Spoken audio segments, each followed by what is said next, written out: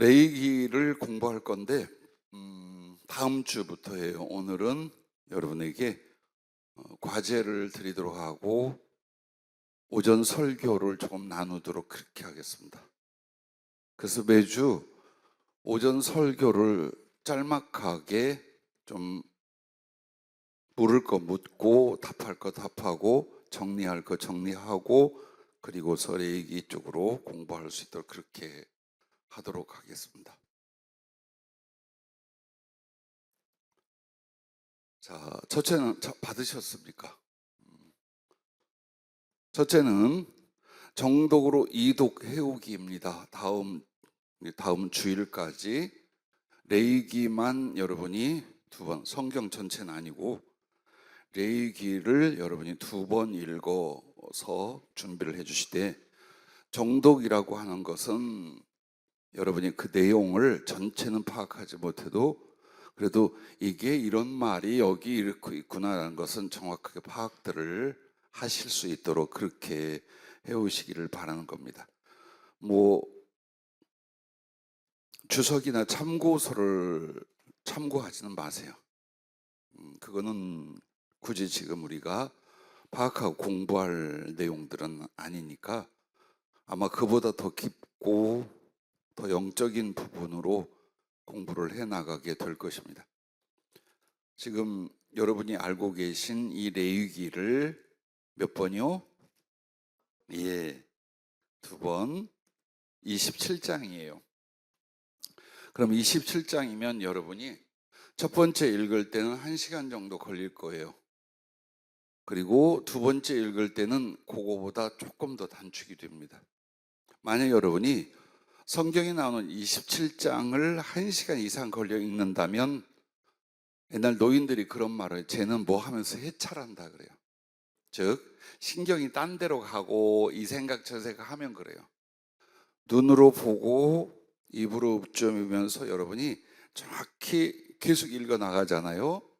27장 전도는 1시간 내에, 아니면 늦어도 1시간 한 20분이면 충분히 읽을 수 있는 내용이에요. 만약 여러분이 읽으시다가 난 3시간 걸렸습니다 라고 하면 여러분 이제 레위기를 분석을 하신 거예요. 읽은 게 아니라. 그래서 정독으로 이독을 해오는데 저는 이렇게 합니다. 보이시나요? 제가 쓰는 성경은 이렇게 생겼습니다. 그래서 본문이 칼라화되어 있습니다. 이런 성경은 팔지 않습니다. 여러분이 만들고 내가 만드는 거예요. 그래서 여러분에게 형광펜이나 색연필 12가지 색, 36가지, 42가지 색이 있고요. 형광펜은 보통 한 5, 6가지 색에서 12가지 색이 있어요. 그래서 하나 예를 들자면, 여러분이 성경을 읽을 때에 언더라인을 긋는데 중요하게 여겨지는 부분에다가 혹은 기억하고 암기하고자 하는 부분이 있으면 거기만 하는 거예요. 단어 혹은 구절. 그래서 한 구절 안에서도 색연필을 그을 때 쭉쭉 하지 말고 내가 이 구절에서 분별하고자 하는 것, 기억하고자 하는 것, 다시 내 눈에 띄게끔 하고자 하는 그 부분에만 언더라인을 긋는 거예요.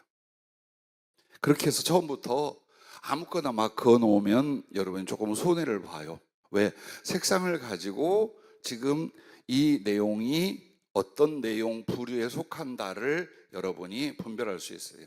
성경을 앞으로 읽고 공부하려면 반드시 자기 성경을 만드셔야 돼요. 예를 들어서 나는 보라색을 삼위 하나님에 대해서, 하나님이 혹은 성령께서 혹은 예수님이 이렇게 하시다라는 하나님의 어떤 액션이나 하나님에 대한 묘사가 나올 때는 보라색을 사용을 했어요. 그 다음에 말씀에 관한 건 구약이나 신약에 주로 녹색, 그린을 이렇게 했어요. 빨간 건 십자가를 비롯해서 하나님의 은총과 은혜에 대한 부분들에 대하여 표현을 했어요. 주황색은 사람, 예를 들어 다윗이나 그들의 언행을 꼭 기억하고자 할 때 쓰기도 했어요. 파랑색이나 하늘색은 비유, 내지는 은유에 관한 것들을 내가 분별할 때에 사용을 했어요. 그리고 형광색은 또 다시 한번 읽을 때 좀 내 눈에 두드러졌으면 좋겠다. 내가 다음에 읽을 때 기억해야겠다. 거기다 칠해진 색깔 위에다가 덧칠했거나 아니면 그것만으로 형광색을 사용을 했어요. 갈색은 이렇게 하라는 거 아니에요. 영적 뜻 있는 것도 아니고 죄나 실수, 잘못에 대한 표현은 저는 갈색을 썼습니다. 왜냐하면 가지고 있는 색 중에 좀 칙칙한 색깔로 그렇게 했어요. 분홍색이나 분홍이 좀 짙은 형광펜으로는 인명과 지명을 이제 표시할 때 했습니다. 그리고 노란색은 믿음의 말씀이나 행동 등에 대하여 이렇게 해서 여러분이 형광색하고 그 일반 사인펜은 쓰지 마세요. 너무 진하게 뒤로 번져버립니다. 형광펜도 쓱 하고 칠해야지 꼭 눌러 칠하면 뒷장에 번져버려요.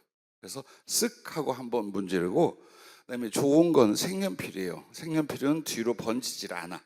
대신 여러분이 이렇게 한번 쭉 하면은 흐려. 그래서 스스슥 해야 되는 번거로움이 있어요.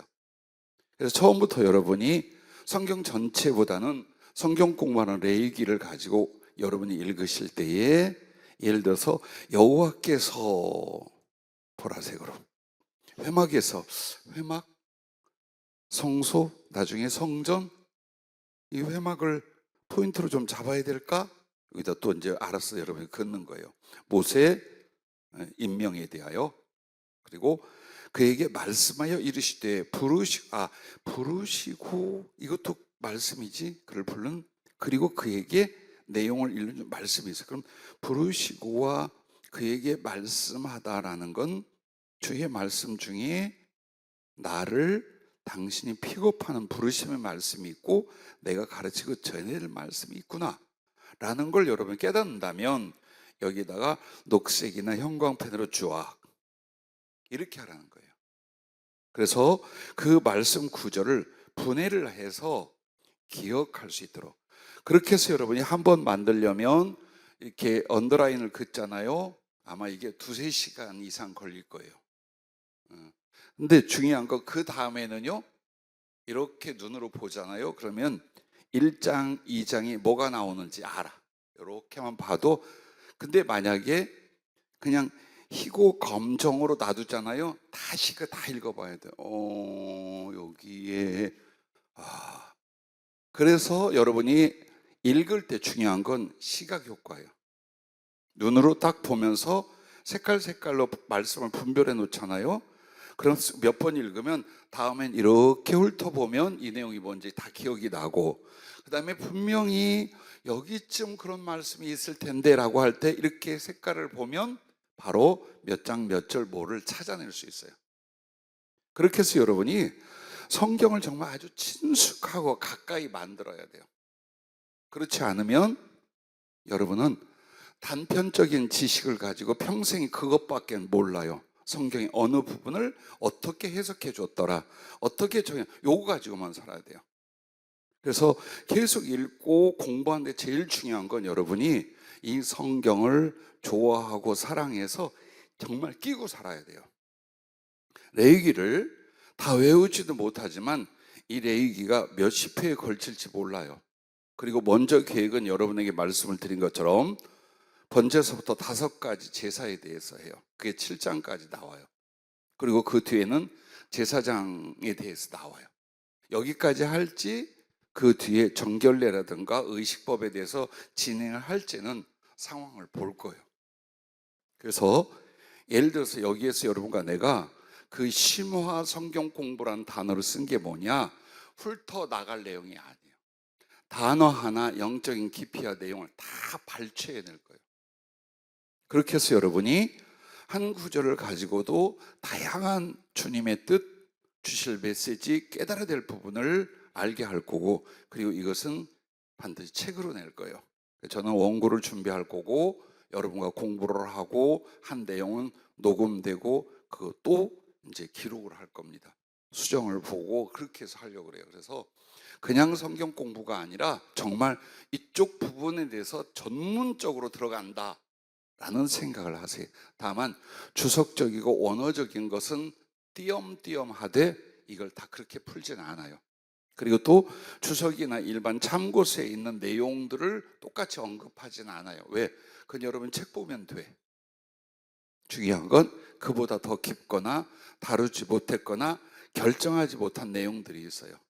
해석에 있어서 그걸 캐내지 못하고 결정하지 못한 부분들이 많아요, 성경에. 그러면 이것을 말씀과 성령의 도움을 받아서 깊고 정확하게 다양하게 해석하고 적용해낼 거예요. 그래서 여러분에게 원고를 주진 않아요. 왜? 원고 주면 여러분 할 일이 없어. 그거 집에 가서 한 번씩 읽어. 그건 안 합니다. 그럼 어떻게 할 거냐? 받아 적으세요. 받아 적고 다시 반복할 수 있도록 할 거예요. 그리고 여러분만 이 시간에 하려다가 영상 송출을 하기로 했어요. 그래서 혹시 집에서 부득이하여 참여하고자 하는 분들도 할 수 있도록 사실은 그렇게 했어요. 나는 이 내용을 외부에 알리지 않으려고 그랬어요. 책으로 나갈 때까지는. 근데 그것도 쓸데없는 생각인 것 같아요. 주님의 말씀과 지식이야 누구든지 다 뭐 일찍 혹은 자기 것으로 알고 사용할 수 있다고 생각을 해요. 그렇게 해서 진행을 그렇게 하려고 합니다. 그래서 여러분은 항상 2번씩 해오라는 거 아니에요. 다음 주일, 일주일 동안만 2번 정도를 읽고 와라. 그리고 그 다음부터는 다른 숙제를 내줄 거예요. 뭐 또 똑같이 2번 또 읽으라는 아닙니다. 그건 이제 레위기는 여러분이 계속해서 알아서 충분히 읽고 분석을 하세요. 내용이 어떻게 되어 있는가, 구성이 어떻게 되어 있는가, 그건 여러분이 아셔야 돼요. 그래서 성경 공부를 예를 들어서 1장 1절이면 요것만 하려고 그래요. 그렇게 하면 더디고 더 깊고 정확한 거 발견 못해요. 레위기 1장부터 27장까지 여러분이 어느 정도 알고 있어야 돼요. 구성이 어떻게 되고 연결이 어떻게 되는가를 알려면 성경을 최소한 그 권은 여러분이 어느 정도 통달하면서 성경 공부를 해야 돼요. 그리고 이제 더 나아가면 신약과 레위기를 연결을 할 거예요. 미리 여러분에게 광고를 드린 것처럼 저도 처음 평생에 알았어요. 성령께서 레위기를 정해주시면서 로마서하고 레위기하고 출애굽기하고 히브리서하고의 연결성을 네가 찾을 수 있다 그러시는 거예요. 그래서 솔직히 레위기는 2가지로 나눠요. 지금 여러분에게 문단별 제목 정해오기를 밑에 써줬잖아요. 1장에서 7장을 읽어보면 아 여기가 어떤 내용이로구나. 그 힌트를 주자면 1장부터 7장은 5가지 제사에 관한 거예요. 그러면 제사에 관한 뭐 제사 5가지 제사 이런 식으로 여러분이 그 제목을 정해오는 거예요. 그래서 1장부터 7장 8장부터 10장, 11장부터 15장, 16장, 17장, 18에서 22장, 23에서 25장, 26장, 27장마다 전부 다 그 어느 독특한 주제가 있어요. 그래서 여러분이 읽고 분해한 그것이 사실로 증명되기 위하여 제목을 달아보라는 거예요. 자, 이렇게 해서 여러분이 바탕적으로 레위기를 이해하고 그리고 레위기의 크게는 이 부분이에요. 제사장 부분하고 나머지 이제 정결례, 의식 이런 부분들이에요. 절기 지키는 거. 그러면 이게 로마서하고 어떻게 연결되냐면 로마서가 여러분 1장부터 쭉 지나가요. 11장까지. 이게 예수 그리스도의 구원 그리고 그 구원을 위한 어떻게 믿음을 갖는가에 대한 이야기예요. 그리고 로마서 12장부터 16장까지는 이제 믿음의 사람이 어떻게 살아야 되는가 그 삶에 대해서 사명에 대해서 얘기하는 거예요. 레위기도 똑같아요. 레위기가 1장부터 7장이 5가지 제사에 관한 거라고 했잖아요. 그럼 이 제사는 전부 다 다양한 여러 가지 뜻을 포함하지만 예수님의 십자가 구원에 관한 이야기예요. 그래서 이 레위기 앞에 제사를 우리가 알고 나면 예수님의 십자가의 구원에 대하여 수백 수천 가지의 항목과 내용과 사연을 알게 돼요. 즉 신약에서조차 찾아낼 수 없는 것을 레위기에서 찾아낼 수 있어요. 여러분은 그 목적을 가져. 레위기 하니까 아주 답답하고 복잡하고 이런 구약의 율법으로 알지만 이게 성령의 도우심으로 예수 그리스도의 십자가와 구원의 복음, 그 깊이와 적용, 예시, 이게 가득 차 있어요. 그래서 하면 할수록 여러분이 정말 놀랍기도 하고 많은 은혜를 받을 거예요. 그리고 나아가서 평생에 내가 믿는 믿음이 무엇이고 그리스도 예수의 그 십자가 구속이 무엇인가를 또렷하게 알아요. 알면서 동시에 여러분은 전하고 가르치고 나눌 수 있게 되는 것이 레위기 특별히 1장부터 7장까지의 제사들이에요. 그리고 그 뒤에는 그 당시 의식법이니 정결례니 사회법이니 이런 것들이 있지만 별로 중요하게 여기지 않았어요. 그러나 이것이 신약 성경과 연결이 되면서 어떻게 믿어 구원받은 사람들의 삶이어야 되는지, 거룩함이어야 되는지를 이제 연결할 거예요. 그렇게 해서 레위기를 통해 힘들고 답답하고 이해할 수 없는 율법을 공부하는 게 아니라 복음에 관하여 믿음의 삶에 관한 내용이 될 것입니다. 혹시 성경 공부 진행과 내용에 관하여 질문이 있으면 여러분은 편안하게 해주시고 또 성경 공부가 진행되는 동안 언제나 질문이 가능합니다. 여러분이 읽어왔던 내용에서 혹은 그날 공부하는 내용에서 언제든지 잠깐만요 목사님 아니면 아주 좋은 건 집중이 빨리 되고 제가 더 마음을 그분에게 열 수 있는 여러분의 제안이 있습니다. 목사님 사랑해요 이런 거 말고 간식이요 하면 내가 바로 그분에게 마이크를 넘겨드릴 겁니다. 아멘도 안 해. 치사해 지금. 아멘도 안 해.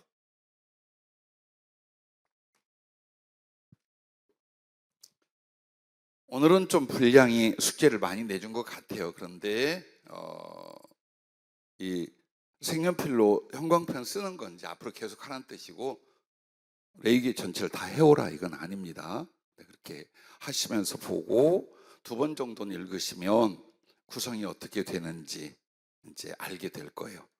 그렇게 하고 읽어가시면서 1장부터 7장의 분단별 제목을 뭘로 하자 이런 것들 여러분이 찾으시면 잘 읽으셨다는 증거가 될 거고 성경을 앞으로 레위기를 공부하면서 굉장히 유익할 거예요. 혹시 질문 있으십니까?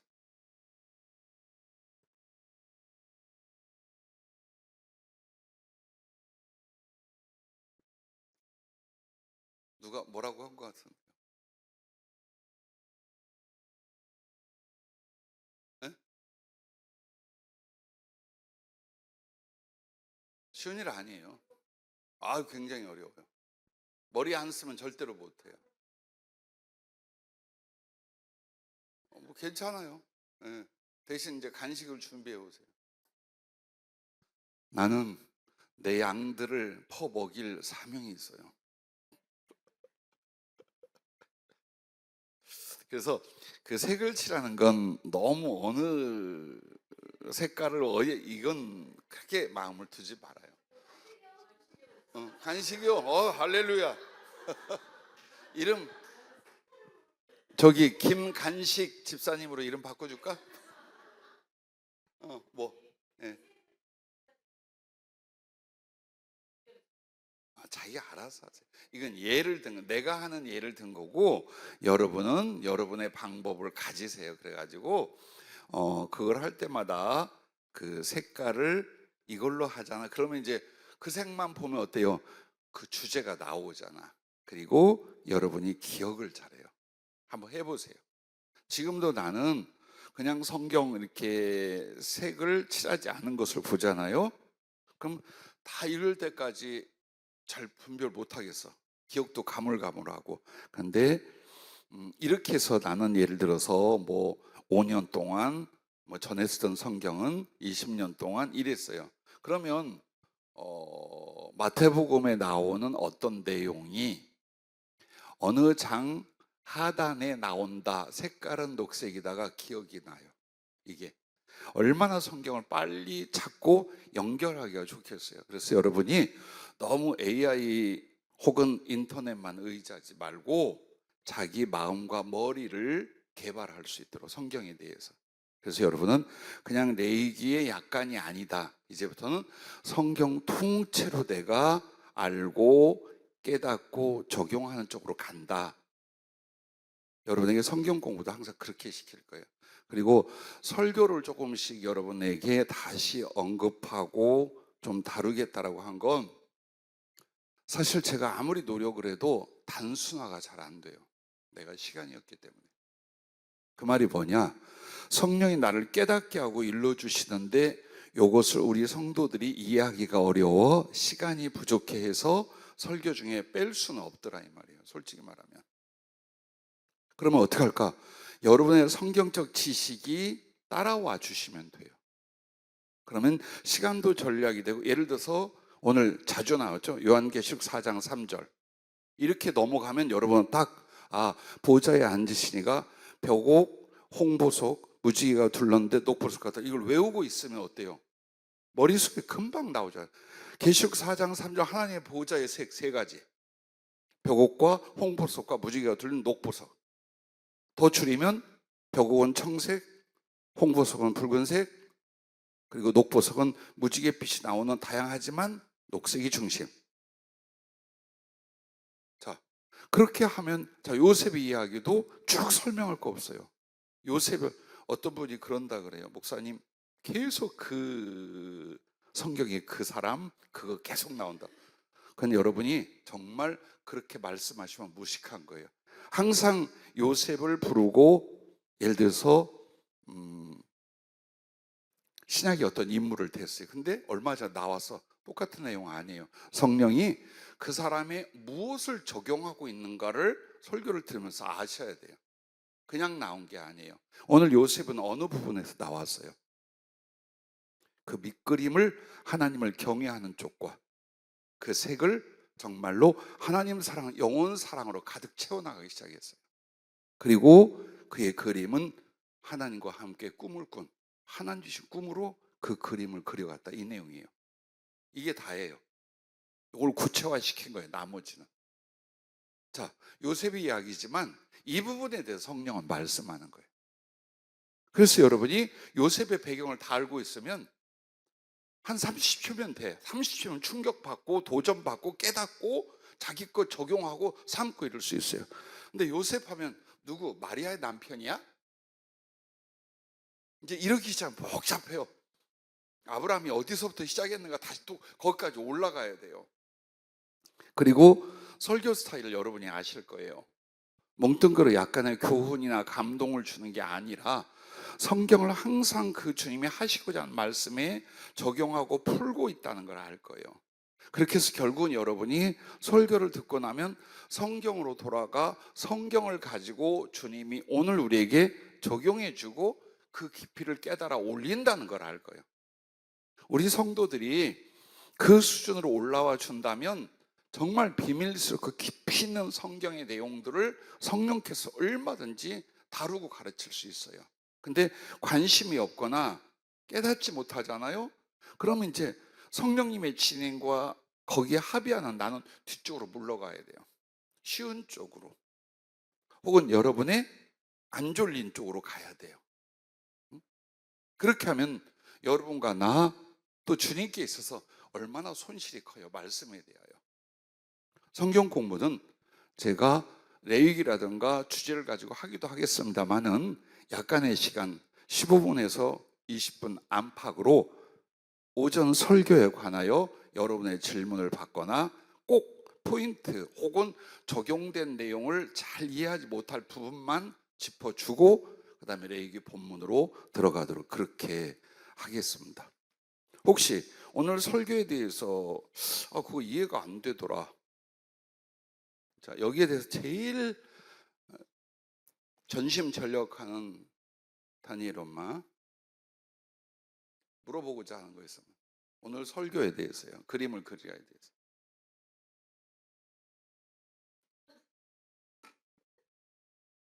꼭 약에 쓰려고 뭐 없다 그래요. 그러면 여러분에게 오늘 내용은 뭐 충분히 여러분이 이해들 하셨을 거라 믿어요. 근데 앞에서 예를 들었던 계시록 4장 3절 한번 보겠습니다. 왜 그것을 그렇게 강조하시고 성령께서 사용을 하셨는지 신약성경 요한계시록 4장 3절 말씀을 한번 보겠습니다.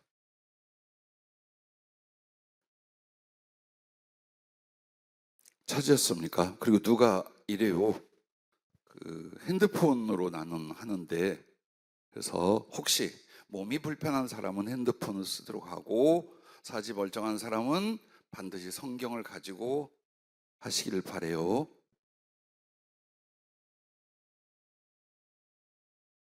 성경 검사합니다 이제. 자, 차에서 읽어보겠습니다. 앉으신 이의 모양이 벽옥과 홍보석 같고 또 무지개가 있어 보좌에 둘렸는데 그 모양이 녹보석 같더라. 아멘. 자, 이 말씀은 사도 요한을 성령이 이끌어 하늘에 올라오게 하셨어요. 그리고 거기는 하늘에서도 가장 거룩한 장소인 하나님의 존재, 하나님의 본체가 계신 하나님의 보좌의 장면이었어요. 근데 요한에게 보인 그 하나님의 보좌와 앉으시니, 즉 하나님의 영광의 형상을 지금 설명을 하는 거예요. 근데 이렇게 세 가지로 나누죠. 벽옥, 홍보석 같고 무지개가 있어 보좌에 둘렸는데 그 모양이 녹보석 같더라. 그러니까 하나님은 지금 직접적인 표현은 벽옥이라는 것은 여러분이 잘못 생각하면 요즘 벽옥이라는 보석이요 녹색이 많아요. 근데 여기서 말하는 벽옥은 천국 성이 있잖아요. 예루살렘 성벽, 요게 벽옥이에요. 그리고 이 색은 그냥 녹색이 아니라, 여태 일하셨습니까?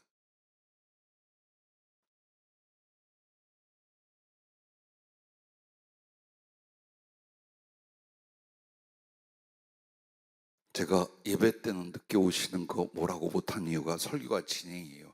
근데 성경 공부 때는 제가 입이 자유로워요. 그래서 잔소리나 야단 많이 칩니다. 시간도 그렇게 하시면 안 돼요. 여러분과 내가 같이 훈련한다는 마음들을 가져야 돼요. 물론 오늘은 3시라 하니까 어디 가셨던 분들은 연락 못 받아서 늦은 줄 알아요. 다음부터는 절대로 용서 없습니다. 무조건 늦으면 간식 사와야 돼요. 그래서 우리 교회에서 여러 곳에 연결을 해 놓으세요. 그냥 전화만 하면 배달이 쫙 올 수 있도록.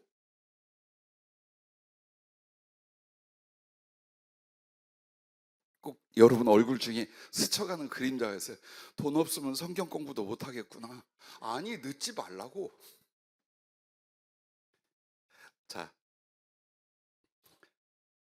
여기에 이렇게 나옵니다. 그 벽옥이라고 했는데, 그럼 벽옥이 녹색으로, 요즘은 많이 녹색 보석인데, 물론 간혹 파랑 하늘색 보석도 있어요. 지금 현대에도. 그럼 이 벽옥이 녹색이냐 하늘색이냐, 이걸 뭘로 알 수 있을까요? 무엇으로 이 벽옥이 목사님이 저렇게 말하는 강력한 푸른 청색 하늘색이라고 말할 수 있을까요? 왜? 실제로 인터넷이나 자료를 찾아보면 녹색으로 만들어진, 녹색이 나오는 벽옥이 훨씬 많아요.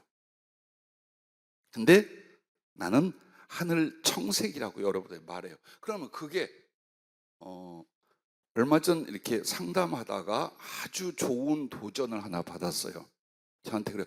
그게 성경 어디에 나와요? 라고 우리 김간식 집사님 얘기를 하는 거예요. 좋은 질문이에요. 예, 여러분과 나는 해석과 적용의 모든 부분이 어디 있어야 돼요? 성경에. 그렇죠? 추측이 아니에요. 짐작이 아니에요. 성경이 뒷받침하는 해석을 꼭 여러분은 어때요? 확인할 수 있어야 돼요. 자기가 개인적으로 공부할 때도, 남에게 전할 때도, 혹은 배울 때도 역시 마찬가지예요. 그러면 이 벽옥의, 즉 한마디로 하나님 보좌의 장면이 성경 또 어디에 나오죠? 이렇게 가르칠 게 엄청나게 많다니까. 아무도 대답을 안 하잖아. 출애굽기, 목소리 크게. 출애굽기 거기에 거시기. 그래. 아유 대단하셔. 또 저기 선지서 저기 오늘 했잖아. 자, 한번 찾아보겠습니다. 출애굽기 24장 10절을 한번 봐주시기 바래요.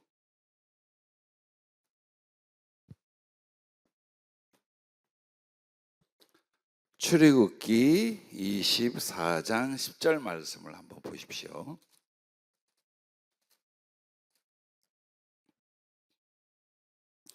어느 분이 한번 크게 읽어주십시오. 대신 여기 마이크 소리에 들어올 수 있도록 한번 크게 좀 읽어주세요.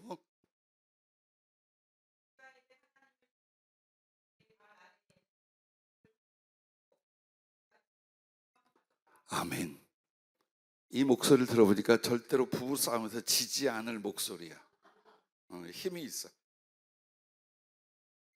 자, 모세를 하나님이 불렀을 때에 70인 장로들까지 불렀을 그때의 상황이잖아요. 그런데 하나님을 배웠어요. 정말 하나님을 봤어요. 근데 이목구비를 본 게 아니라 하나님의 발 아래쪽에 장면이 나오는 거예요. 근데 뭐라고요? 청옥을 편뜻하고 하늘같이 청면. 이게 벽옥에 대한 해석인 거예요. 즉 벽옥은 녹색이 아니라 여기서 말하는 청옥을 편뜻하고 하늘같이 청명하더라 라는 거예요. 왜? 같아요.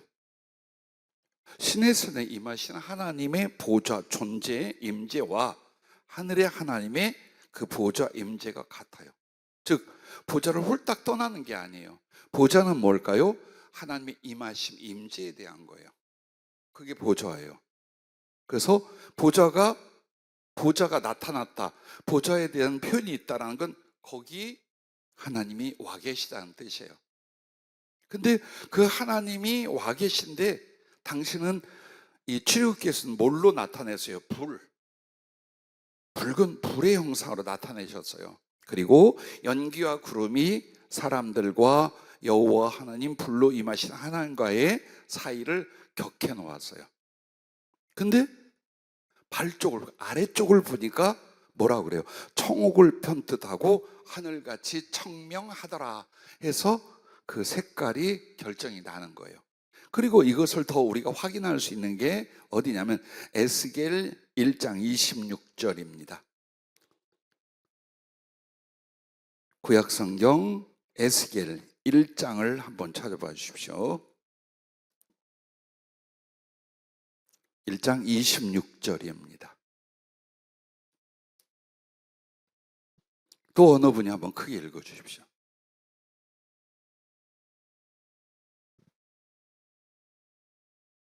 자, 이렇게 더디면 시간이 막 흘러갑니다. 에스겔 1장 26절. 안 읽는 분은 간식을 사도록 하겠습니다. 시작. 세다.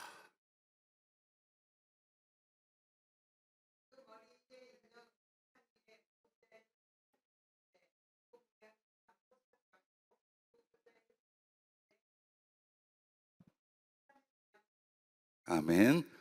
자, 다윗 엄마는 간식 제외. 자, 그 머리 위에 있는 궁창 위에 보호자의 형상이 있는데, 그죠? 하나님 보호자의 형상이 있어요. 근데 그 모양이 남보석 같고 청색을 말합니다. 그 보호자의 형상 위에 한 형상이 있어 사람의 모양 같더라 라고 말합니다. 근데 그 모양은 불 같고 불의 단쇠 같고, 즉 붉은색으로 나와요. 그래서 에스겔서나 출애굽기나 계시록에 나오는 하나님의 형상 혹은 보좌가 동일하다는 걸 여러분 성경으로 지금 확인을 한 거예요. 그래서 항상 몇십 년 동안 궁금했던 게 이거였어요. 하나님의 형상이 인자, 사람의 모습으로 나타나는 건 맞아요. 여기 분명히 사람의 모양으로 나타났어요. 그러면 보좌는 무엇인가? 그 사람의 형상이 보좌라는 게 아니잖아요. 하나님의 우리에게 계시적인 외적 형상을 말한 거예요. 그거는. 근데 그는 홍보석과 같고 불에 붙어있는 불과 같다라고 나왔어요. 그러면 보좌는 바로 보좌라는 의자 자체를 말하지 않아요. 하나님의 보좌는 걸타는 의자가 아니에요. 그의 임하신 발과 옷자락이에요. 우리 생각에 보좌라니까 맨날 어디가 앉는 줄 알아요. 하나님이 앉아야 되실 필요가 있을까요? 임재에 대한 상징으로서 당신의 발, 그 아래쪽 혹은 당신의 길고 영광스러운 옷이 덮는 그 장소, 이게 보좌의 의미예요. 근데 그걸 뭐라고 나옵니까? 청옥과 같고 편 하늘과 같더라 라고 말합니다. 그렇다면 우리가 하나님의 형상과 보좌를 구별할 때 하나님의 형상은 홍보석 같고 빛나는 불 같다면 보좌는 어떻게 해요? 우리가 떠받들고 있는 하늘 그 색깔, 바로 그것으로서 하나님의 보좌에 대한 우리에게 모양을 보여주고 있는 거예요. 그래서 여러분이 상상하게 요한이 본 모습은 그 파란 벽옥과 같고 청보석 같은 그 위에 홍보석 같은 예수님의 모습 혹은 인간적 형상의 하나님의 영광이 있더라. 여러분 그걸 본 거예요. 자, 이렇게 쉽지가 않아요. 요한은 한 줄을 썼어요. 여러분과 저는 한평생, 여러분은 저를 통해 최소한 몇 분 동안을 찾고 듣는 거예요. 그런데 중요한 건 보석의 빛 혹은 보석의 색상이 이걸로 끝난 게 아니라 녹보석이라는 게 나와요. 그럼 녹보석은 지금으로 말하면 그 녹색 보석, 에메랄드에 대한 표현이에요. 근데 성경의 보석이 지금 말하는 그 종류의 보석 똑같은 것도 있지만 아닌 게 많아요. 즉 이름이 내려오지만 그 보석이 정말 지금의 어떤 거다라고 말하기가 애매하고 어려운 것들이 있어요. 근데 이 녹색에 녹자가 들어간 건 맞아요. 그리는 계통이. 그것은 녹색 보석의 여러 가지 줄무늬나 다른 색상이 섞여 있는 어떤 보석, 뭐 그런 종류예요. 그러면 이 내용을 볼 때 우리는 에메랄드의 그냥 파란 녹색, 짙은 청록색이 아니라 무지개 색인데 무지개 색 중에 제일 도드라진 것이 녹색이었을 것 같은 이 뜻이에요. 그래서 그것은 하나님의 형상이 아니라 하나님 주변에 빛나는 영광에 대해서 그렇게 표현을 했어요. 그렇다면 이 세 가지의 색상을 오늘 설교에 적용을 한 거예요. 즉 여러분이 하나님을 경외하는 믿음의 밑그림 위에 색을 칠한다면, 영혼과 인생의 색을 칠한다면 청보석 같은 벽옥 같은 이 청색과 홍보석 같은 그 불 같은 빨강색과 그리고 녹색과 녹색 안의 무지개색으로 칠한다. 그게 바로 내 영혼을 만들며 내 삶의 내용이 되게 한다. 이걸 말하는 거예요. 쉽지 않은 거죠. 그러면 이제 이 내용을 성령께서 어떻게 연결을 하셨는지요? 기억들이 나십니까? 자, 주님이 직접 나타나서 제게 말씀을 해주셨어요. 아들아, 눈을 들어 하늘을 봐라. 그러더라. 그렇게 해서 벽옥 그 하늘 벽옥 색깔을 설명을 하시고 홍보석을 설명하시고 녹보석을 설명을 했는데, 자, 벽옥 혹은 이 청옥과 같다라는 이 빛은 하나님의 보좌의 빛이며 진리, 지혜, 거룩을 나타낸다. 자, 그 다음에 너는 바다와 숲을 바라보면서 녹색 그 녹보석을 이야기를 하셨어요. 그것은 생명과 소성과 번성을 나타내느니라라고 했어요. 즉 녹색, 그 무지개의 색 중에 녹색은 뭘 말하느냐? 생명에 대한 거예요. 그래서 그 생명에 대한 상징은 풀, 나무, 숲을 말하고 그 다음에 바다의 청록색을. 그래서 물과 숲이 이 지구의 최초의 생명이고 생명의 공급원이에요. 그래서 성경은 이 녹색을 생명으로 나타내요. 뿐만 아니라 생명뿐만 아니고 그 다음에 어때요? 나무나 숲은 그리고 물은 지치거나 죽어가는 존재를 치유하고 소성을 시켜요. 그리고 지구 전체에 넘쳐나게 물과 나무와 풀과 숲이 덮입니다. 번성에 대한 이야기예요. 그러므로 생명, 소성, 번성 세 가지의 뜻을 녹보석이 가지고 있다. 그럼 무지개색은 뭘 말할까? 바로 하나님의 생명 안에 있는 하나님의 속성과 성품의 다양함, 이걸 그렇게 말하는 거예요.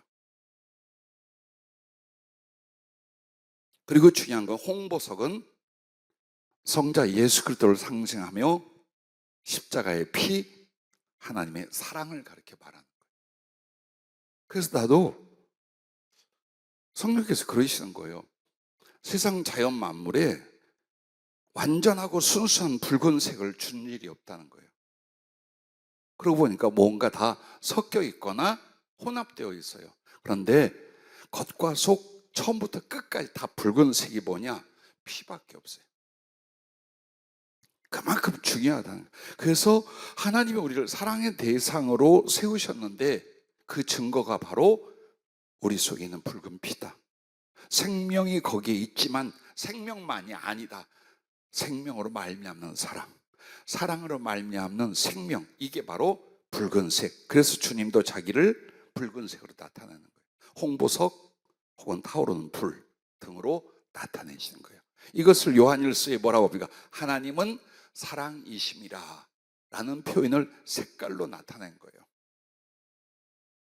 그래서 우리들에게도 정말 예수 믿고 구원받아 하나님의 생명을 받았다라면 그 생명의 내용과 활동이 뭐냐? 사랑이라 이 말이에요. 그러므로 하나님 사랑을, 영원 사랑이 일어나지 않는 사람은 하나님의 생명도 사랑도 그 안에 없다라는 거예요. 아무리 교회 다니고 예수 믿어도 없다라는 거예요. 그만큼 사랑이 우리가 받는 하나님과 그 생명, 그 나라에 있어서 핵심이고 그리고 내용이에요. 그러므로 여러분이 인간성과 죄성이 있다 할지라도 그 하나님의 사랑을 내가 받고 내 안에 이뤄가면서 열심히 세상에 사람들에게 주고 나타나고 전하는 거예요. 그게 바로 하나님의 생명의 사랑, 사랑의 생명의 붉은 것으로 세상을 다 색칠해 버리는 거예요. 그리고 설교가 길어서 빠진 게 하나 있어요. 이 계시록 4장 3절에서 계시록 4장 3절을 통해서 하나님을 경외함 혹은 하나님을 경외하기에 대해서 이 세 가지 보석을 사용하셨어요. 자, 첫째, 벽옥 혹은 청옥은 나를 죄와 세상과 구별하는 만큼 하나님을 경외하는 것이다 라는 표현이었어요. 즉 거룩에 대한 거예요. 이 청색은 즉 내가 하나님을 위하여 죄와 세상부터 거룩하게 나를 구별할수록 그게 하나님을 경외하는 거다 이 뜻이고, 홍보석은 내가 오직 주를 사랑하는 만큼 하나님을 경외하는 것이다 그 뜻이에요. 즉 여러분이 그 붉은 것으로 홍보석으로 만들어가는 게 뭐냐? 내가 오직 주님을 사랑하는.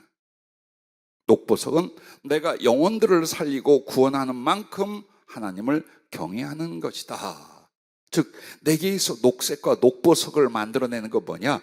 다른 사람들에게 생명을 주는, 그들의 생명이 점점 풍성해져서 하나님께 돌려드리게 하는, 이것이 바로 하나님을 경외하는 것이다. 세 가지 보석과 색을 가지고 이렇게 적용을 해 주셨어요. 그래서 이 세 가지 보석의 색상과 빛으로 내 영혼과 인생의 색을 칠하라. 그게 오늘 설교 중에 반복되기도 하고 빠진 부분의 표현을 여러분에게 말씀을 드렸습니다. 그리고 그 연결이 어떻게 됩니까? 여러분이 그 색을 칠한 파랑, 빨강, 녹색, 무지개, 이것이 바로 하나님의 영광이에요. 여러분이 받고 여러분이 돌려드리는 하나님의 영광이 뭐냐? 이 세 가지 보석의 빛이에요. 이렇게 사는 거예요. 이런 영혼이 되는 거예요. 그러면서 동시에 이것은 그리스도의 신부가 자기를 단장하는 바로 그 모습이에요. 그 보석이에요. 이 연결을 여러분이 기억을 해야 돼요. 하나님의 형상 보좌에 대한 이야기에서부터 이게 어떻게 흘러오는가를 보세요. 이렇게 성령은 수없이 많은 지혜와 적용으로 우리에게 성경 한 구절을 가지고도 그렇게 땅과 하늘의 이야기를 얼마든지 해주셔요.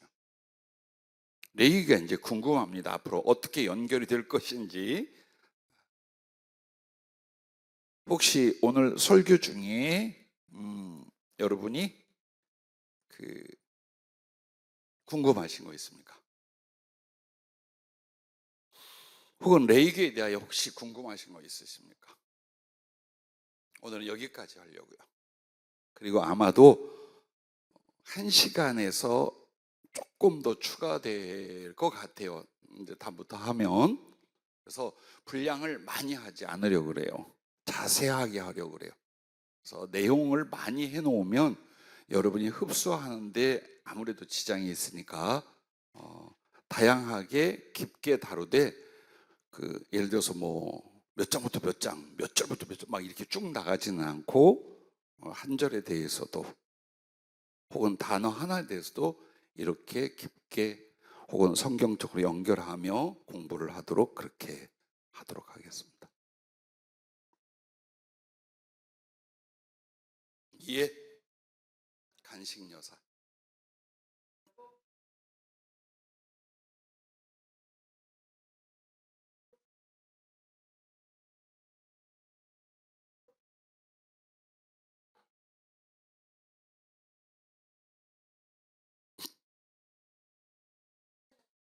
끝나고 나 좀 만나요.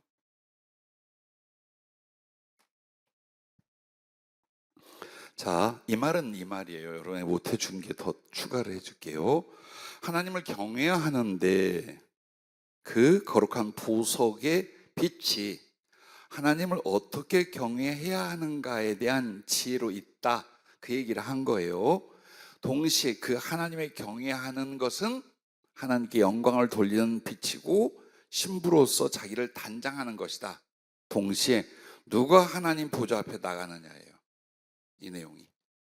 누가 그 하나님 보좌 우편에 앉을 것이냐. 입사장처럼. 그걸 말씀하는 거예요. 이게 지금 더 추가해 주는 거예요. 그게 바로 우리도 청색, 하늘 그 청옥처럼 하나님께 대해서 여러분이 어떤 사람이에요? 진리로 말미암아 자기를 구별하는 사람이 되는 거예요. 거룩하게. 거룩이라는 건 세속과 죄악에 자기를 노출시키고 섞지 않는 거예요. 하나님만을 향하여 자기를 구별해서 하나님께 드리는 거예요. 그게 바로 이 청옥 혹은 벽옥의 푸른 색깔이 그걸 나타내는 거예요. 그 다음에 홍보석은 사랑을 말해요. 그래서 그 주님이 생명의 피로서 우리에게 주신 그 사랑이야. 그래서 우리도 이 사랑을 주님과 영혼들에게 나타내는 거예요. 그리고 무엇보다도 주님만을 사랑하는 사랑이에요. 이걸 통해서 하나님 보좌 앞에 나가게 되는 거예요. 자, 무지개가 틀린 녹보석이라는 건 뭡니까? 여러분이 이제 다른 사람들을 살리고 구원하는 거예요. 그렇게 해서 하나님께 그들을 돌려드리는 거예요. 이 세 가지가 하나님께 대한 진짜 경외함이요 공경이고 하나님 보좌 앞에 나갈 사람이 누구인가를 결정하는 거예요.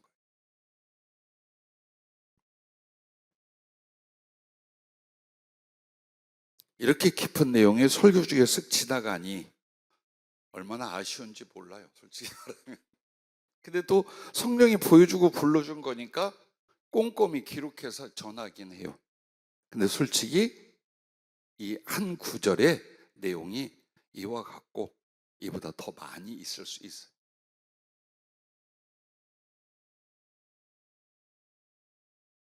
예.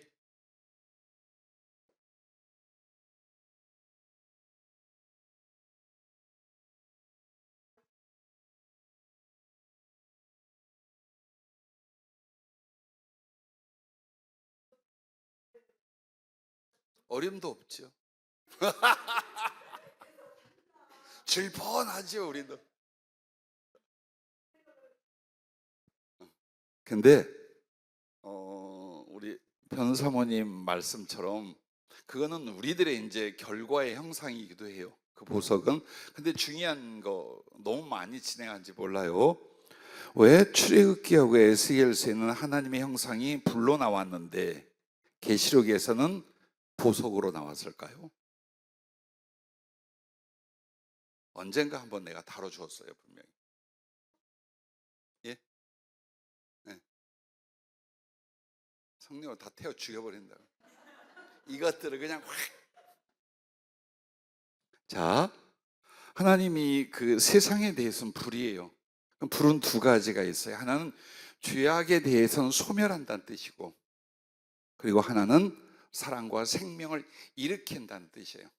그래서 이 자연적으로 지구만 해도 태양이라는 불을 통해서 에너지를 얻고 생명이 존재해요. 그래서 하나님의 불이라는 건 죄악에 된 건 소멸시키는, 우리들에게도 그렇게 오셔서 하는 거예요. 그리고 우리 안에 하나님의 생명은 타오르게 만드는 거예요. 그래서 이 세상에서 심판에 대한 하나님으로서의 불이고, 우리에게 하나님을 향한 사랑이나 믿음을 일으키는 에너지로서의 불이셔요. 근데 하늘나라 보좌 앞에서는 완성이 된 거예요. 더 이상 불이 쉴 필요가 없는 거예요. 그래서 보석이란 영원을 말하는 거예요. 이제 더 이상 우리에게 심판이나 죄를 씻어내는 일을 위한 하나님이 아니에요. 왜? 우리는 거기서 죄 없는 완벽한 존재들이 다 돼 있어요. 그래서 그 보석은 하나님의 영원성을 말하며 동시에 우리의 영원성을 가르쳐 말하는 거예요. 우리도 더 이상 변질되거나 타락하지 않아. 하나님의 형상과 진리의 내용으로서의 영원히, 보석은 변하지 않는다는 뜻이에요. 그리고 또 하나는 상급이란 뜻이에요. 이 하나님이 누구? 내게 주시는 보석, 내게 주시는 보화로서 하나님의 상이란 뜻이에요. 그게 보석으로 나타내는 이유예요. 그래서 너무너무 재미있고 감사한 건 성경을 가만히 여러분 깨달아가 보세요. 아, 왜 그 붉은색은 같아? 근데 단쇠, 불로 뜨거워진 단쇠라 했고 불덩어리라고 했을까? 심판의 하나님이. 아직까지는 세상에서는 심판의 하나님이고 우리 안에서 죄악을 태우고 소멸할 하나님. 그러면 동시에 그 안에 하나님의 활력과 생명으로 타오르게 할 하나님이기 때문에 불이야. 근데 하늘나라는 이걸 다 끝낸 거예요. 그래서 나와 하나님의 사랑과 존재의 영원함과 동시에 당신이 나에게 주신 상급으로서 보석이 되셨다는 뜻이에요. 그래서 성경 한 구절에도 이렇게 엄청난 하나님의 계시 혹은 사랑과 비밀 적용이 있어요. 그 다음에 사모님 말씀한 그 부분은 우리 힘으로 안 돼요. 그럼 우리의 믿음이 뭐냐? 우리의 사랑이 뭐냐? 그 방향을 향하여 진행하는 거예요. 완전해지는 게 아니라 하나님이 부르신 방향을 향하여 자빠지고 넘어져 계속 가는 거예요. 그것을 주님이 도우시면서 점점 성화를 시키고 마지막 성화는 죽음이에요. 육체를 벗을 때 육체의 죄성까지 싹 벗는 거예요. 그리고 이 땅에 살았을 전 그리스도로 채워진 그리스도의 성품, 그리스도의 생명, 이것만이 어때요? 이제 불 가운데 나온 정금처럼 보석처럼 여러분이 되는 거예요. 근데 요게 만들어진 이것, 하늘에 간 이게 뭐냐? 하나님의 형상이라는 거예요. 그래서 사모님이 말씀한 것처럼 우리는 이 땅에서 주님이 아무리 내 보배, 금그릇 말해도 찌그러지고 오염되고 지저분한, 그래서 맨날 세수하잖아요. 목욕도 하고. 물론 3일에 한 번씩 하는 사람도 있습니다만 하잖아. 그래서 여러분과 내가 보석이 되는 건 주님 사랑의 가슴 안에 보석이로되 실제적인 인격성에선 보석은 좀 아니야. 근데 모든 걸 다 끝마치고 하늘에 갔을 때는 하나님이 보석인 것처럼 나도 그 안에서 그 보석이 된다라는 약속과 비전입니다.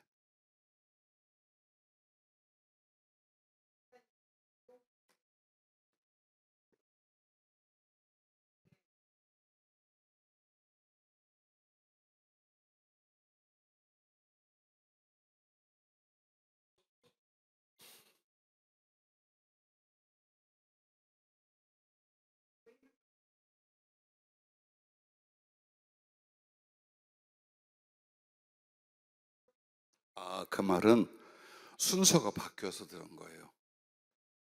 자, 이 내용이에요. 요셉처럼 하나님이 주시는 꿈을 꿔야 돼. 즉 하나님이 나에게 꿈을 꾸게 하는 거예요. 그게 뭐예요? 항상 하나님을 경외하고 순종하고 기도하는 생활 속에 주어지게 돼 있다 이 말이에요. 그런데 왜 우리는 하나님의 꿈을 갖지 못하느냐? 그럴 때 우리는 어떤 현실과 자기에 집중하고 보기 시작하는 거예요. 이것 때문에 우리는 하나님과 단절되거나 하나님이 주실 비전과 사랑을 안지를 못하는 거예요. 그래서 신앙도 있지만 계속해서 육신과 세상의 삶을 염려하고 빠져들어가면서 사는 거예요. 이걸 벗어나야 돼. 그래서 내가 예를 들어서 젊은 청년들 혹은 사업을 하며 인생을 살아가는 모든 신앙인들에게 있어서 염려와 두려움이 있는 거예요. 하나님 말씀은 이래. 근데 나의 현실은 이래. 그래서 도전을 못해. 이 이유가 뭐냐? 꿈을 갖지 못했거나 꿈을 가졌을지라도 현실과 자기 처지에 집중하는 사람은 그 꿈대로 자기를 들이거나 던지지 못한다 이 말이에요. 그 부분에서 그 이야기가 나온 거예요. 어떻게? 던져 이거야. 즉 하나님이 내게 꿈을 주고 비전과 언역을 줬어요. 그럼 거기에 뭘 해라? 내 영혼과 생명과 인생을 던지라 이 말이에요. 그걸 못하니까 꿈에 관한 것, 비전, 뭐 예언도 듣고 환상도 보고 성령으로 체험도 해. 성경 읽다가 이거 내 거라 나 이렇게 산다 그래. 근데 그렇게 못하는 이유가 뭐냐? 자기 전체를 안 던진단 말이에요. 대부분의 크리스찬들이 안 한단 말이에요. 꿈이 없는 게 아니야. 꿈을 모르는 게 아니야. 자기를 던지지 않는 거예요. 그럼 왜 던지지 않느냐? 염려가 되는 거예요. 하나님이 책임질 거에 대한 염려, 말씀이 그대로 이루어질 거에 대한 염려들이 있는 거예요. 근데 그 염려는 왜? 지금 현실과 자기 처지만 보니까 그렇다는 거예요. 그래서 끊임없이 주님과의 그 말씀과 성령 안에서 교제와 사랑이 있어야만 자기를 하나님의 꿈에 던질 수가 있어요. 어느 누구도 개인적인 힘이나 의지로 못해요. 왜? 현실을 벗어나지 못해요.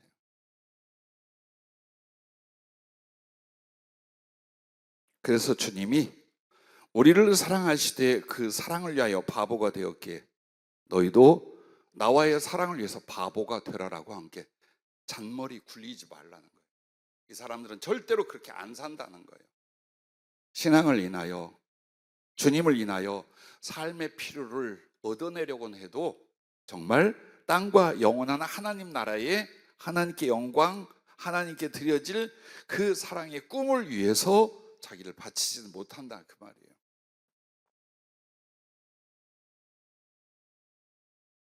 우리들의 비겁함과 연약함을 인지하고 있어야 돼요. 그리고 그것을 이기고 벗어나고 변화되기 위하여 평생을 기도하고 자기를 쳐서 복종시키는 바로 그 영적 생활이 있어야만 이게 가능해요.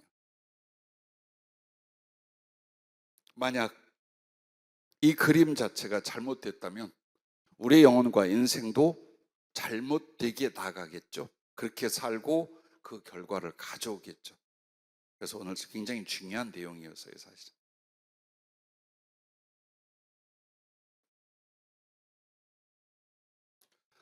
다음번부터는 그 핸드마이크를 주도록 해요. 예.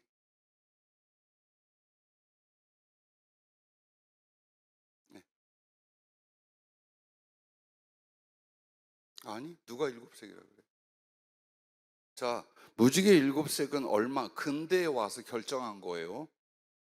음, 이게 많은 그리스도인들이 착각하는 거예요. 무지개 색이 일곱이라고 생각을 해요.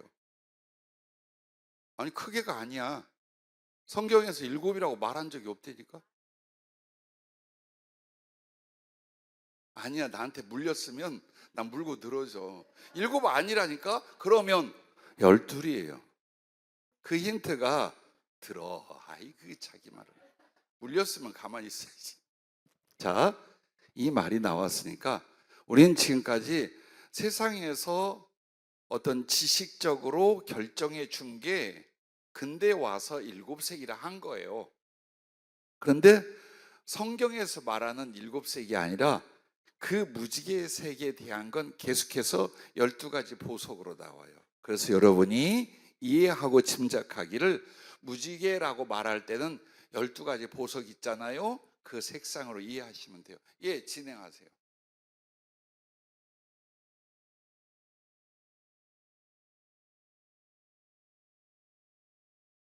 내가 조금 전 설명해 줬는데 그 무지개 뜻.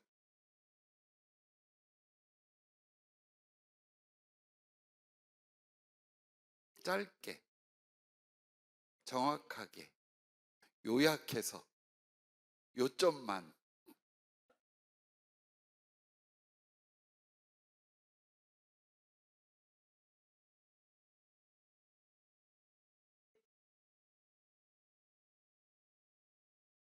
그럼 다시 해야 돼.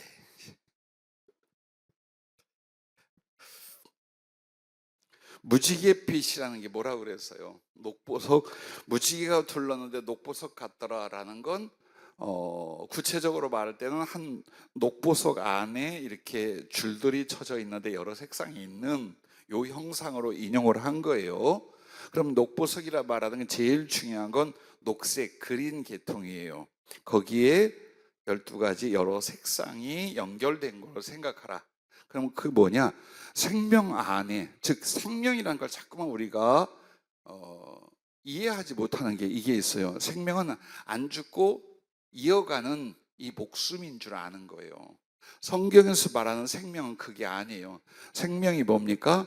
하나님이 내 안에 들어오시는 거예요. 그분의 존재요, 그분의 속성이요, 그분의 성품이에요. 그래서 그 아름다운 사랑이라는 주제로 말미암는 성령의 열매도 9가지고, 그리고 보석도 12가지 빛이에요. 이게 전부 다 하나님은 사랑이라는 중심 안에서 온유니 자비니 계속 나오잖아요. 그 여러 가지 속성과 성품들을 말하는 거예요. 그래서 우리가 사랑으로 살자고, 사랑이 뭔데? 를 구체적으로 성령의 9가지 열매로 말할 수 있고, 또 베드로서에 나오는 그 덕에 대한 이야기도 될 수 있고, 혹은 성경 전체에 나오는 사랑은 오래 참고 온유하며 불의를 기뻐하지 않으며 악하지 아니하며, 이 모든 내용들을 가리켜 무지개로 말하는 거예요. 즉 생명이란 그냥 안 죽고 살고 버티는 존재, 목숨이 생명이 아니라 하나님이 오셔서 그 생명 안에는 그분의 속성과 성품의 다양함이 있다. 근데 이것을 통틀어서 사랑이라고 한다. 이렇게 지금 계속 여러분에게 일러준 거예요. 그래서 무지개 빛이 뭐냐? 여러 가지 의미가 있어요. 교훈 갖는 게 하나님의 임재, 하나님의 언약이 있어요. 그리고 이렇게 보석으로 나타날 때는 하나님의 속성과 성품에 대한 상징이에요. 뭐 안에 있는? 생명 안에 있는이라는 거예요. 그래서 하나님의 진리, 지혜와 거룩이 청옥, 벽옥이라면, 홍보석은 하나님의 사랑, 그리스도의 피를 가리키는 거예요. 그리고 녹보석이란 생명 안에 있는 하나님의 속성과 그 하나님의 생명 안에 있는 속성과 성품들을 말하는 거예요. 이해가 됩니까? 네.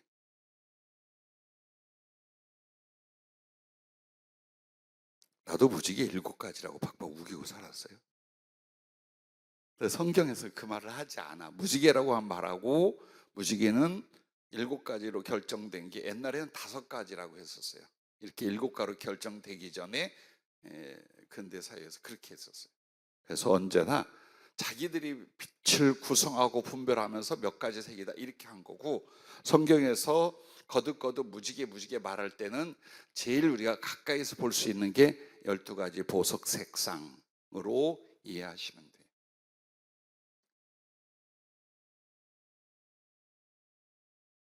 혹시 마지막으로 한 번만 더 말씀하시고 오늘은 끝내도록 하겠습니다. 저기 레위기 2번 정독해 오실 거지요? 예. 최소한 여러분이 읽었다는 표시가 성경에 남았는지 안 남았는지 느닷없이 무작위로 제가 불러서 성경을 검사하도록 합니다. 반드시 할 사람은 합니다.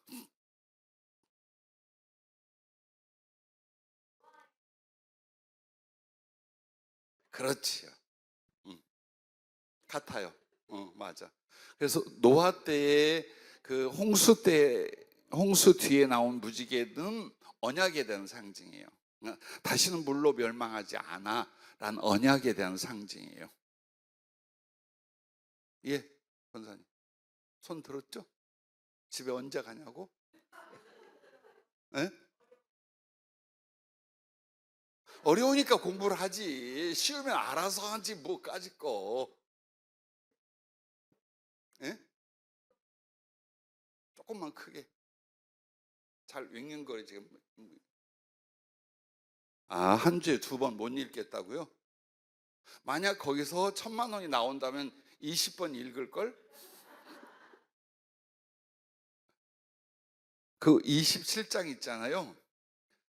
권사님 스타일은 2시간만 집중하면 일독해요. 남아. 그리고 설거지도 할 수 있어요. 안 하는 것 뿐이에요.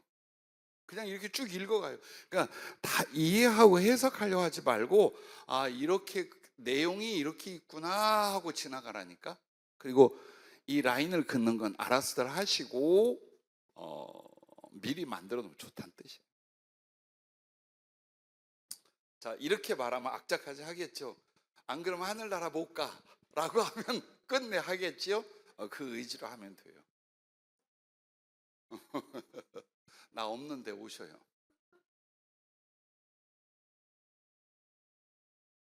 혹시 있을 것 같은데 할 말씀들이.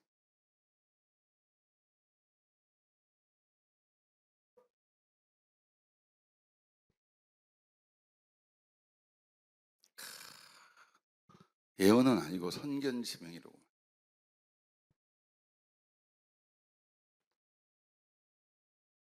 보석이나 해봐요.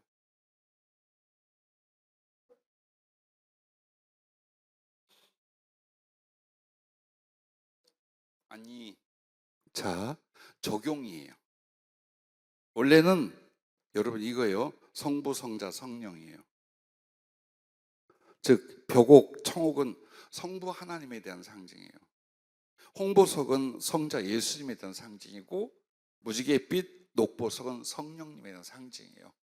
그리고 머리 되는 해석은 성부 쪽에 지혜와 진리를 돌리고, 성자 쪽에 사랑을 돌리고, 성령 쪽에 생명을 돌리는 거예요. 그 생명 안에 성령의 9가지 열매처럼 다양한 하나님의 속성과 성품이 있다가 무지갯빛이에요. 그래서 원래 본 해석은 이게 하나님의 형상이에요. 이게 지금 이 보석이, 그것은 성부와 성자와 성령 삼일체 하나님이 거기 형상으로 나타난 거예요.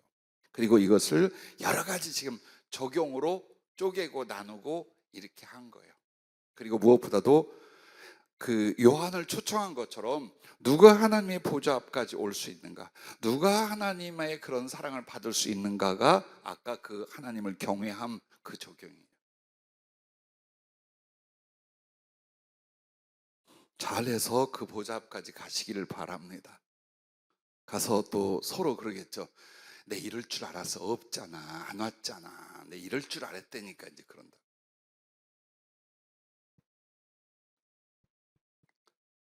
다른 말씀. 에스가 항상 나를 이렇게 쳐다보는 이유가 할 말이 있는 거? 없는 거? 간식? 두렵지? 오늘은 그 설교 중에 나온 걸 너무 길게 다뤘네요. 그래서 다음 주부터는 설교한 내용을 여러분 머리에 쏙 들어올 정도만 하고 이렇게 비밀이 있을 때만 언급을 할게요. 오늘 레이기가 없어서 그렇게 했고, 레이기 꼭 읽으시고, 혹시 못 읽었다고 이제 버티고 참석 안 한다, 참석 안 할 바에는 교회도 안 간다, 그러지 마세요. 그냥 좋게 간식 쏘겠다 하고 와요. 이상하게 간식 얘기, 돈 들어간다는 얘기만 아무도 아멘을 안 해. 남집사님, 남집사님 남자가 남보석의 남자인가? 그래, 아멘 해보죠. 혹시 질문?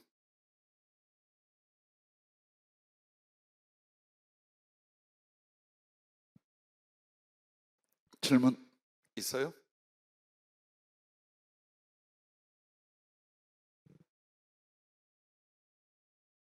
끝나고 반드시 나 좀 보고 가요. 금요일 날 기도. 그렇게 기도하겠습니다. 첫날 첫 시간의 은혜를 감사하며 또 이토록 사모하는 믿음의 종들을 보시옵소서. 그 말씀 하나를 깨닫게 하여 온 천하를 다 갖다 바칠 수 있는 사모함을 우리에게 허락하셔서 진리를 배우며 거기서 주님을 만나며 생명과 구원의 도리를 저희들로 깨달아 전할 수 있도록 준비시켜 주시옵소서. 예수님 이름으로 감사하고 기도하옵나이다. 아멘. 수고들 많이 하셨습니다.